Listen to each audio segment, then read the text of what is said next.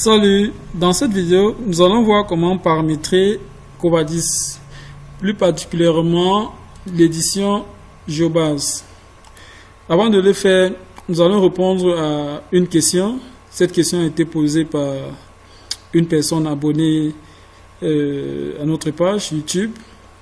Il est question de montrer comment changer cette interface, la couleur de cette interface, ou aussi la couleur de cet espace. En même temps, supprimer une échelle. On voit ici, on va supprimer l'échelle 1 sur 100. On va faire apparaître l'échelle peut-être 1 sur 1000, qu'il n'y en a pas, et modifier une autre échelle. On va montrer ça. Pour ce faire, nous venons ici à l'icône AutoCAD, on clique et on vient à Options. Premièrement, nous allons changer la couleur de la présentation de cette interface. Nous venons à Affichage. Affichage, on prend clair et on regarde si ça nous intéresse. On se rend compte que c'est pas bon comme ça, du moins pour ceux qui ont un problème des yeux. On va donc remettre tout simplement le foncé et appliquer. Là, c'est meilleur. À la suite, pour changer la couleur de cet espace, on va venir ici à couleur, venir ici et prendre peut-être le cyan. Le cyan appliqué. Vous voyez, jusqu'à là, c'est pas toujours conseillé pour ceux qui ont le problème des yeux. D'ailleurs, même cette couleur n'est pas bonne. Donc, on va remettre la couleur noire, tout simplement, et appliquer. À la suite, il est question de modifier l'échelle. Et pour modifier l'échelle, on vient à Covadis. Covadis, puisque nous sommes sur l'échelle, on va venir à répertoire. Si l'échelle n'est pas déroulée, vous appuyez sur le plus et répertoire. Au niveau de répertoire, il est question ici de supprimer cet élément. On peut dire supprimer l'échelle 1 sur 100. Donc, pour supprimer, vous appuyez directement, vous sélectionnez l'échelle et vous supprimez. Là, on n'a plus l'échelle 1 sur 100 et on n'en aura certainement pas quand on va venir ici. À la suite, donc, on veut ajouter une échelle. On veut ajouter peut-être l'échelle 1 sur 1000. On va cliquer cet élément ici pour que ça s'implémente juste après le 500 et ajouter. Là, on saisit 1000. On clique à côté et là, c'est bon. Si, par exemple, on veut à la suite modifier une échelle, on peut dire on doit modifier le 7500 qui est ici. Par exemple, on sélectionne le 7500, on appuie sur modifier et on peut saisir 15 000. Donc 1 sur 15 000. Voilà un peu les échelles que nous avons mis et on peut valider OK. Pour vérification, on revient à Covadis 2D, échelle du dessin. Vous allez voir, on a plus l'échelle 1 sur 100, on a l'échelle 1 sur 1000 qui a été ajouté, on a l'échelle 1 sur 15 000 qui a été modifié par 7500. Et là, c'est bon. On va donc tout simplement aller directement à Covadis, édition GeoBase, afin de faire nos paramétrages. Ok. Déjà, notre GeoBase apparaît. Pour paramétrer, nous allons tout simplement venir à Outils. Nous allons nous intéresser à Options. Ici, listing. Déjà, il faut regarder bien la vidéo. On va laisser ça cocher. Afficher le listing aussi après la création. On peut laisser créer aussi, c'est-à-dire créer le listing même en cas d'annulation. Tous les paramètres là, mais sauf ceci. On n'inverse aucun coordonnée. On n'inverse pas. Là, c'est bon. Et on peut venir ici à correction. Fichier au format Word. Ça, c'est bon.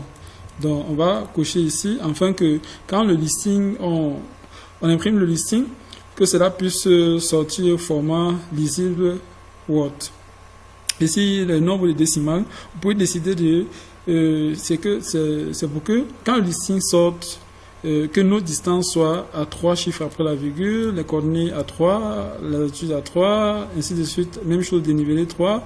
Les surfaces 2, volume 3. En fonction de vos objectifs, vous pouvez décider de changer pour mettre même 0, 1, 4, 5, ainsi de suite. Maintenant, vous pouvez décider de venir au format. Le format, on peut prendre le format A4. Généralement, sur A4, c'est bon. Vous pouvez mettre paysage ou portrait, mais portrait, c'est bon. Laissez paramètres. En tête, on peut changer cette en tête quand on a le listing imprimé, que on voit peut-être Covadis avec GeoMedia et tout ça. On peut mettre le nom de l'entreprise et celui qui a eu à monter le travail. Il a fait ce travail. Donc, on va lister ça standard. On fait, on valide OK pour ceux qui ont changé certains. Édition. À édition, on va laisser premier ouvrir systématiquement la dernière géobase, cocher, et on va décocher sauvegarder l'état de l'affichage. Les autres trois, on laisse décocher. Et nombre de décimales pour les données planimétriques, on peut laisser à 3, ça c'est pour moi. Arithmétique 3, angulaire 5. Réduction des stations, c'est-à-dire quand on a plusieurs mêmes stations, on voudrait peut-être réduire, on voudrait que ça réduise comment? Que ça modifie plutôt la hauteur du prisme. On préfère ceci. Élimination des points doubles. On préfère transformer en commentaire coché. Maintenant aussi, vous pouvez décider couleur. Voici les couleurs de station, référence, mesure. Vous pouvez changer si vous voulez. Mais je vais laisser en standard. OK. Le reste, ainsi, on vient à calcul. Calcul. Produire un fichier de sauvegarde, extension GBK, avant enregistrement. Pour ceux qui travaillent, généralement, ils voient ceci. Donc, c'est pour que si on a un problème avec notre fichier, qu'on puisse récupérer le fichier là par cette extension-ci.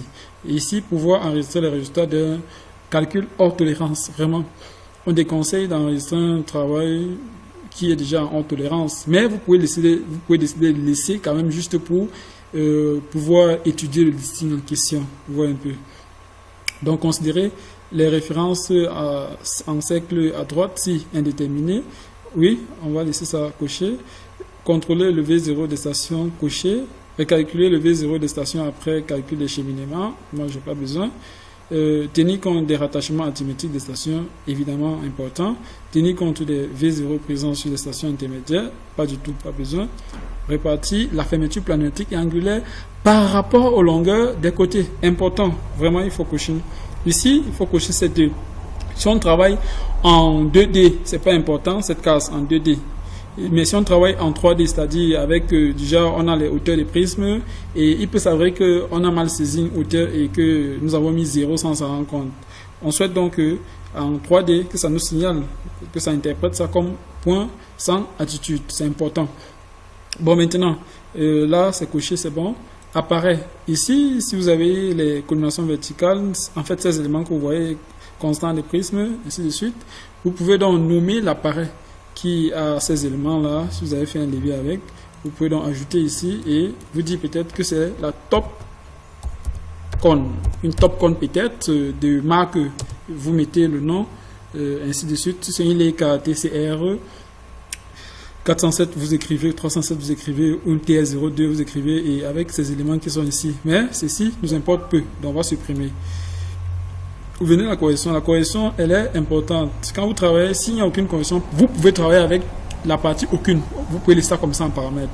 Mais je préfère que vous mettez la projection qui correspond à votre zone de travail.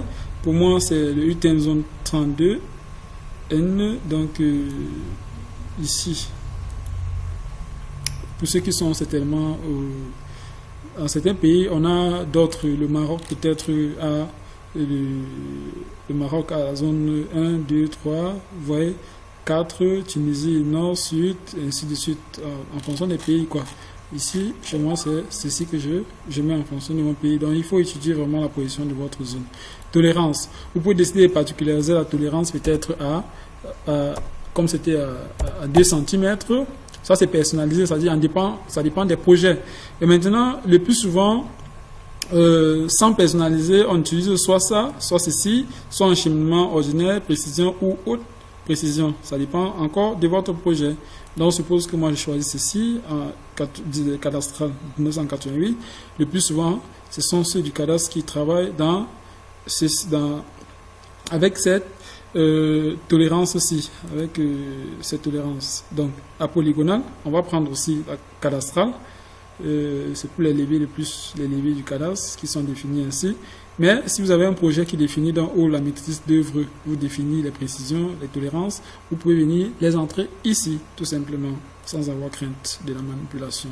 On va donc laisser à cadastral et Caneva. Déjà, on a fini avec les paramètres, tout est clair. Vous pouvez donc personnaliser, c'est ce qui est retenu. Vous pouvez aussi personnaliser, c'est ce qui est retenu, mais on va valider ça comme ça.